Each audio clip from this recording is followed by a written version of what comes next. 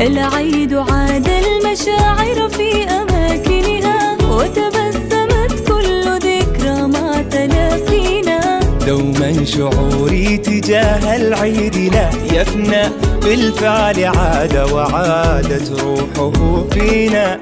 هل نخبر الناس أن العيد قد حان؟